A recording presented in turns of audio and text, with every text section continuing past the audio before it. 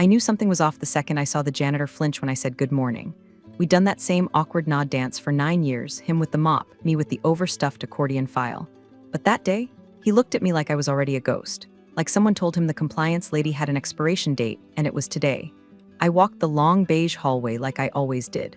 Same stained carpet tiles, same flickering overhead light near the copy room that no one ever fixed because facilities is backlogged. Same limp little plant outside Legal's door with its one surviving leaf doing its best to photosynthesize through late capitalism. I dropped off the updated disclosure log, signed the audit trail sheet, and sat down at my desk, gray cubicle, double monitor, mechanical keyboard, because the soft ones lag too much when I'm cross-referencing codes. Nothing was glamorous. Nothing ever had been, but I found peace in it. Precision was my prayer. I wasn't one of those slide deck acrobats who pandered to clients with disruptive innovation buzzwords. I wrote policy. I audited workflow chains. I tracked metadata trails on high-risk filings and made sure we never, ever missed a compliance deadline. If someone handed me a crisis, I'd color code the disaster and file it in triplicate before lunch. I didn't need applause. Hell, most days I didn't even get eye contact. But I knew what I was. I was the quiet edge of the knife that kept this rickety company from bleeding out in a federal courtroom. If you're into stories like this, real ones, where the revenge isn't some loud tantrum but a cold, legal sucker punch, go ahead and hit that subscribe button. 90% of y'all listen without subscribing, and I get it, commitment's scary, but it really helps the team stay caffeinated and crank out more chaos. And if you give it a like, we'll pretend our office plants are thriving. Deal? Anyway, that morning I had 3 open cases on my desk. 1 whistleblower file involving a suspicious vendor renewal. 1 internal discrepancy between projected and actual assets held, just small enough to fly under most radars. 1 audit flag I'd been tracking for 6 months that nobody else seemed to think mattered. But it did. I knew it did. I could smell rot through the spreadsheets. I logged in, checked the compliance mailbox, 37 unread, all from the East Coast offices, and spent the next 2 hours sipping lukewarm black coffee while writing up a report that would eventually be summarized, misquoted, and ignored in a board meeting. That was the rhythm. That was the world. Predictable as hell. Until it wasn't. At 10:43 a.m., my phone buzzed. It wasn't a call. It was a meeting invite. Performance Alignment Discussion Office 14B with Derek B. No subject line, no context. Just one of those slap-you-in-the-face calendar pings that smells like HR cooked it in a microwave and handed it to you still steaming.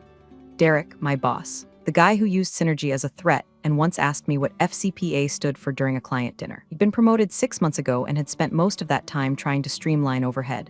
Translation: fire people who didn't make slides flashy enough for his LinkedIn screenshots. I clicked accept, got up, and smoothed my skirt out of reflex.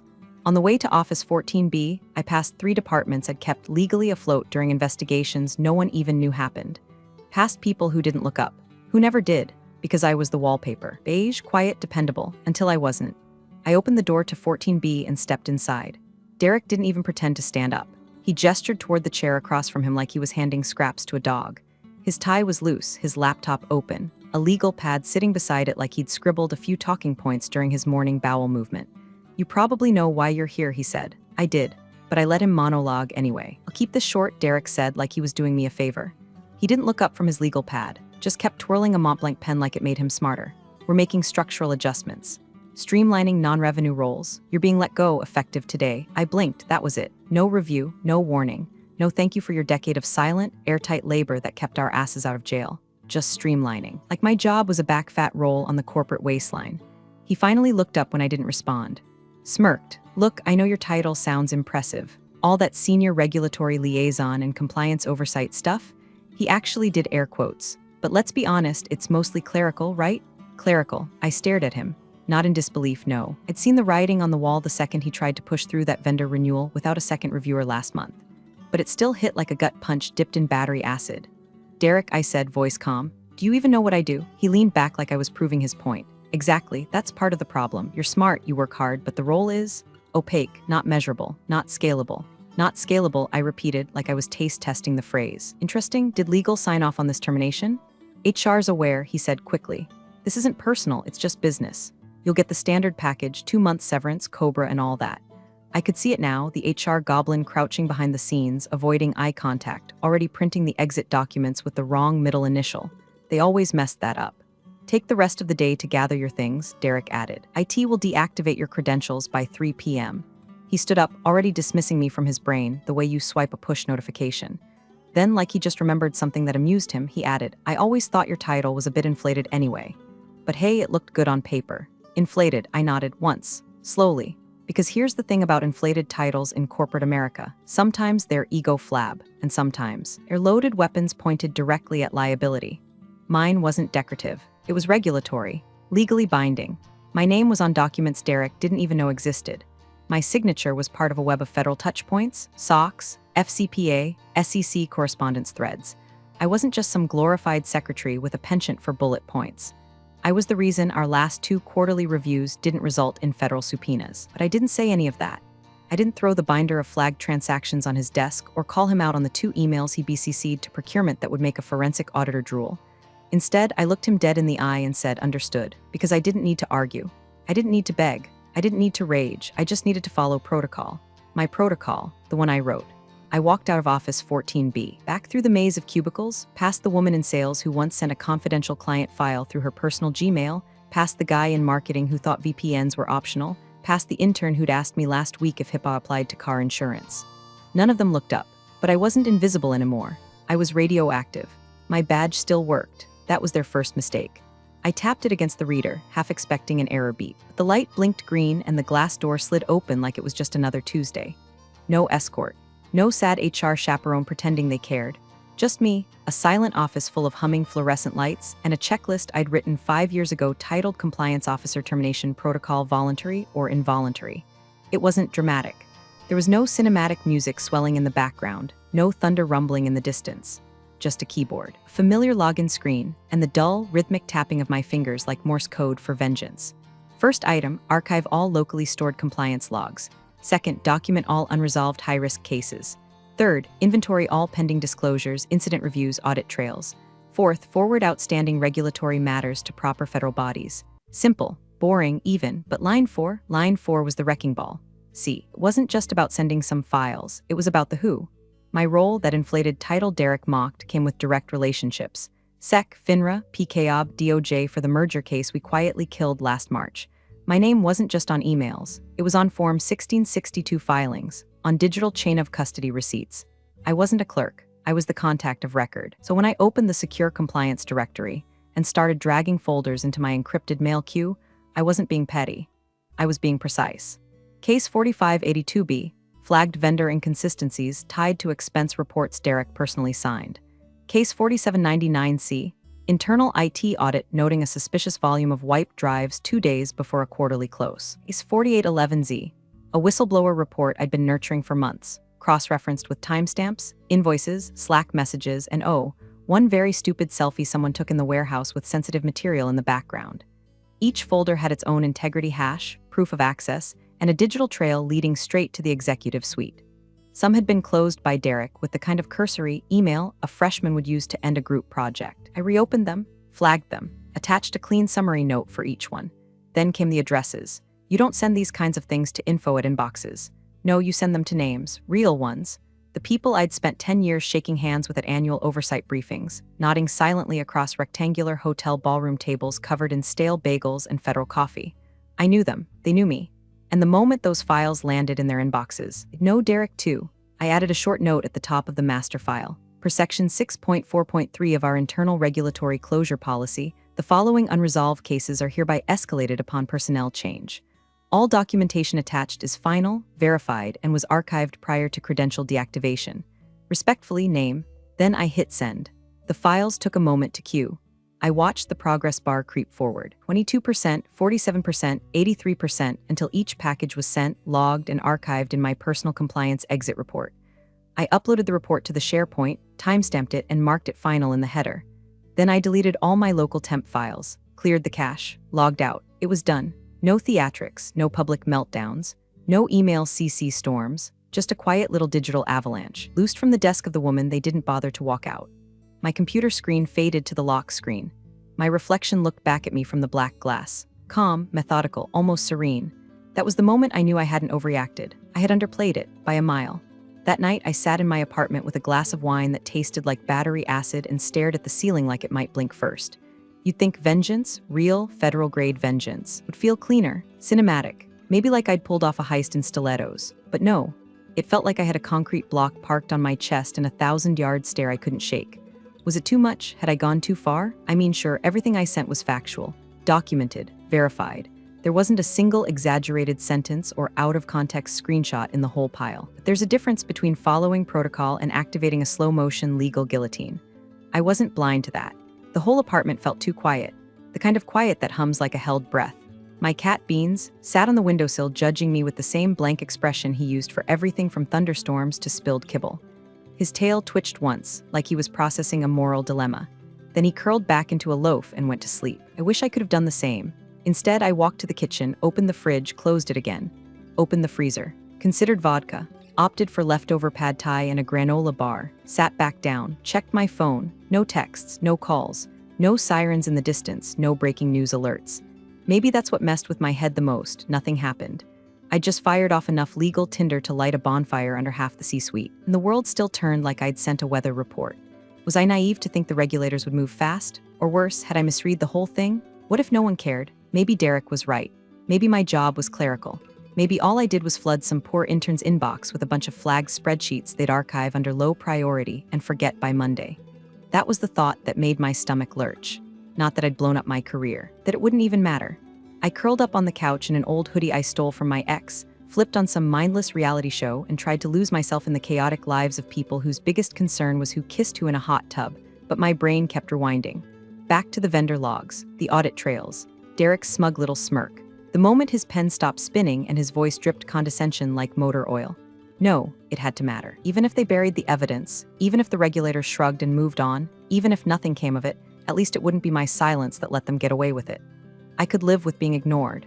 I couldn't live with being complicit. Still, I didn't sleep much. I lay in bed with my phone on the nightstand, screen down, resisting the urge to check my email every 15 minutes like some desperate ex waiting for maybe. At 2:17 a.m., I cracked, opened the inbox, refreshed it. Nothing. No reply from the SEC liaison. No read receipt from DOJ. No bounce-backs either. Just void. I finally fell asleep sometime after 4 a.m., still dressed, still replaying old emails in my head like I could will them into action. I dreamed about office carpet catching fire, and nobody noticing until the sprinklers drenched the whole building in black water. When I woke up, my phone had one new message. It wasn't from a regulator. It was from my old coworker Rachel. One line, "Are you watching the news?" My phone buzzed again before I could even rub the sleep out of my eyes. "Rachel, something's happening. Men in suits are here." Rachel, not HR, not clients. I think they're from the government. I sat up so fast I knocked over the half-empty wine glass from the night before. It rolled off the nightstand, hit the floor, and miraculously didn't shatter. Just wobbled like it was drunk too. I blinked at the screen. My heart didn't know whether to race or stop entirely. Men in suits, it could have been anything. A client audit, insurance review, some executive power lunch. But it wasn't. I knew it wasn't. I grabbed my laptop off the coffee table, flung it open like a defibrillator, and went straight to every local business feed and finance Twitter account I followed. SEC monitoring bot, quiet. DOJ press release page, nothing posted yet. The regional office newswire, still cycling through last night's headlines about interest rates and someone's dumb fintech podcast launch. I typed in the company name, hit search, refreshed, nothing. I stared at the blank screen, frustrated at the silence. Then I remembered they wouldn't broadcast this. Not yet. When the feds move, they move quiet. Big dogs don't announce they're on your porch until your Ring doorbell feed's already been subpoenaed. My fingers hovered over the keyboard. I could text Rachel, ask for more, but I didn't want to spook her. She still worked there. If this was what I thought it was, she'd be better off playing dumb. Instead, I sat there in my hoodie, hair still half matted from restless sleep, and watched the digital world like a hawk with a caffeine addiction and a grudge. 8:22 a.m. Another text. Rachel, they showed badges. Real ones, said they're here for records access. 8:24 a.m. Rachel, Derek's not in yet. Our director looks like she's gonna throw up. 8:28 a.m. Rachel, they asked for the compliance archive, your archive. I exhaled slowly like I'd been holding my breath for 10 years, so it wasn't too much. It wasn't ignored. It wasn't filed and forgotten. They saw it. They acted. And now they were inside. I opened the secure backup of my files just to confirm everything I sent. My stomach buzzed with adrenaline and dread as I skimmed through the folder names. Vendor bribes final audit trail, missing logs, SEC Q4 correspondence, whistleblower report, redacted. I didn't write these like someone hoping to catch attention. I wrote them like someone expecting a courtroom. Every word, every date, every attachment, intentional. Rachel texted again. Rachel, they're heading to legal now. They've got a list. I think it's your list. I didn't respond. I couldn't. My hands were shaking, not fear, not exactly. More like my nervous system finally realized what was happening. This was the moment between the match strike and the fire, the air before the explosion. I opened a blank browser tab and started refreshing local forums, financial chatter sites, subreddits. Nothing yet. It hadn't hit public yet, but it would. The fuse was lit, and Derek, he hadn't even walked into the building yet. I pictured his smug little half-smile as he sipped his overpriced oat milk latte, probably practicing some smug speech about employee resilience for the next quarterly meeting. He had no idea. The weight that was about to hit him wasn't a pink slip or an awkward HR chat. It was a warrant, with his name on it, stamped, sealed, legal. My heartbeat wasn't even fast anymore, just steady, focused, like the moment right before a storm breaks where the wind stills and the trees go quiet and everything holds its breath. Let it come, I was ready. By 9:03 a.m., the office had gone full whisper mode. Not Slack messages, not emails, actual whispers. That hushed, anxious hum that only happens when something real is going down, something outside the bounds of office politics or passive-aggressive calendar invites. I wasn't there. It need to be. My phone lit up like a Christmas tree with messages that all said the same thing in slightly different fonts of panic. They're in the lobby. Security just took a stack of papers from a guy in a dark blue suit. He had a badge, like real badge, not company ID. I think it said DOJ. Rachel says one of them has a duffel bag. Why do they have a duffel bag? Because they're about to start bagging evidence, sweetheart. That's why. I pictured the office I knew too well. The soft buzz of fluorescent lights, the smell of burnt coffee, the sound of the printer that always jammed when you were already late. Now layered with something new, boots on carpet, silence in the break room, the screech of plastic security lanyards being pulled a little tighter by suddenly sweating executives. And Derek, he had finally arrived. According to Rachel, he walked through the glass doors at 9:11 a.m. and stopped mid-step when he saw the men in suits talking to the front desk. Of course, he tried to play it cool. He adjusted his collar, smiled his political smile, walked right up and asked, "What's going on, gentlemen? Can I help you?" The lead agent didn't even flinch. Just flipped a page in the packet and said, "We're here to execute a federal data collection order. Please step aside." Derek's smile stayed on his face, but it slid off his eyes like butter on a hot skillet. He glanced at security, who shrugged. Then at the receptionist, who was already texting under the desk like her life depended on it. "It's routine, folks," Derek said loud enough for the waiting area to hear. "Just some procedural stuff. Happens all the time when you work in regulated spaces." Routine? Sure, Derek. Just like a root canal with a chainsaw is routine. Rachel texted me again. This time, not from her phone, from her computer, a screenshot. It showed Derek standing stiffly near the elevators while two agents walked past him into the elevator, one carrying a black evidence bag, the other flipping through a printed list. I zoomed in. Line 7, retrieve executive device, Derek B, Office 14B, laptop plus local storage drives. They weren't here to audit. They weren't here to ask questions. They were here to take things. And every agent in that elevator was walking on a breadcrumb trail I'd left for them with surgical precision. The same man who said my job was clerical now stood helpless as strangers rifled through his kingdom, looking for skeletons in file folders and metadata strings. Rachel said he tried again, followed them toward legal, said, "Can we at least have someone from internal counsel present? There's protocol for this." Lead agent apparently turned, showed a second badge, this one from the Department of Justice, and said, "Sir, your internal counsel is named in the warrant." Derek stopped walking. Rachel's message had no LOL, no emojis, no OMG. Just a new sentence. He's turning gray. I mean literally gray. My living room felt like a cathedral. Not a celebration, not gloating, just silence so dense it felt sacred. I didn't smile, didn't cheer. I just exhaled, long and steady. The machine I'd been a cog in for 10 years was finally grinding to a halt, and the man who greased it with arrogance and shortcuts, he was standing at the center of the wreckage, realizing too late that he was not untouchable. He was evidence. Office 14B. Same room where he'd fired me. Same chair he didn't offer me. Same smug, lean-back posture I'd mentally stapled to every one of his condescending emails. That room now belonged to the Department of Justice. According to Rachel, it all happened in less than 3 minutes. The agents didn't knock, they didn't wait. They strode in like they'd paid rent on the place, flashing a warrant that might as well have been written in fire. Derek's assistant, Megan, bless her 20-something heart, looked up from her phone and froze mid-scroll. Her face went sheet white. She didn't even ask what was going on, she just stood. Slowly, like the office itself had become radioactive. "Mr. B," she started, but one of the agents held up a hand. "We're here for specific assets. Do not touch the workstation." Rachel, watching from down the hall, said Derek's voice came out tinny like a car alarm losing battery. "I don't understand. What's this about?" One of the agents pulled a stapled packet from a black case, opened it to page 1, and held it at eye level. "This is a federal warrant. You are named. You are not under arrest at this time, but you are to remain in the building until further notice."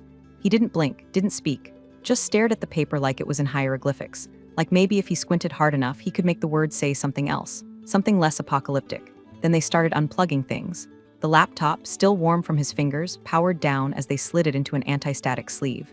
His dual monitors followed. External hard drive, yanked, sealed, tagged. Megan moved to step forward and was immediately told to sit back down. Rachel said she could hear the zip of plastic evidence bags from 20 feet away. I sat at home watching it unfold through her texts like I was tuning into a live broadcast of my own funeral, but in reverse. This wasn't the end of me. This was the exhumation of him, and it was happening fast, faster than I expected. I thought there'd be delay, bureaucracy, some drawn-out dance of red tape.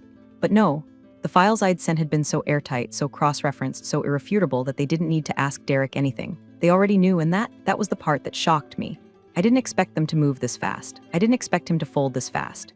Rachel said he tried to speak again, something about his attorney, something about compliance misinterpretation.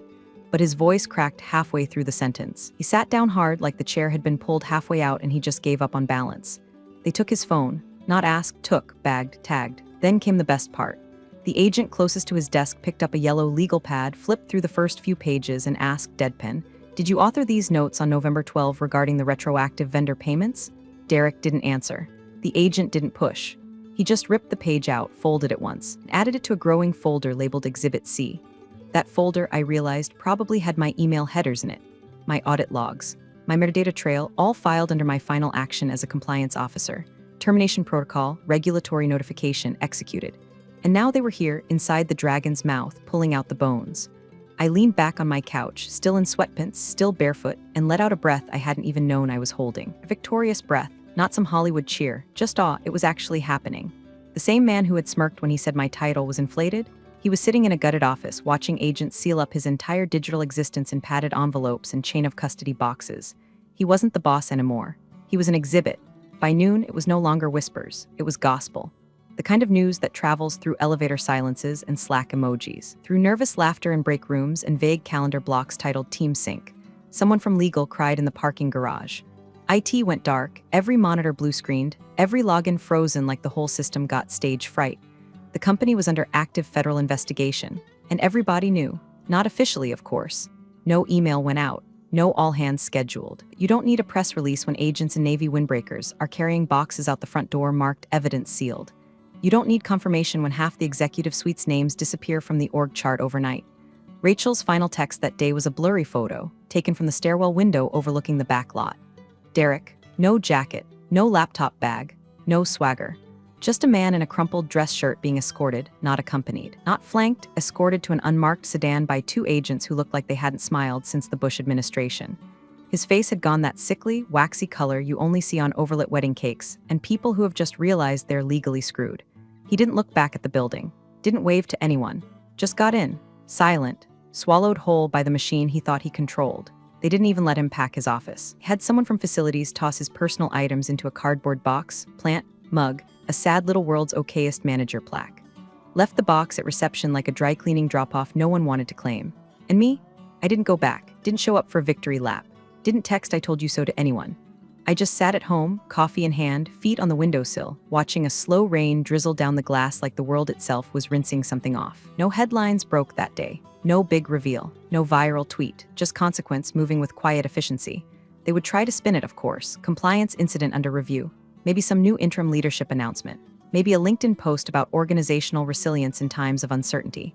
But the ones who mattered, they knew. They saw what silence looks like when it's sharpened into a weapon. Derek had mocked my title, called it inflated. Clerical, but that title? It came with legal weight, with federal recognition. With 10 years of clean record-keeping and relationships built in policy briefings and boring-as-hell oversight luncheons. That title had authority, reach, teeth, and now?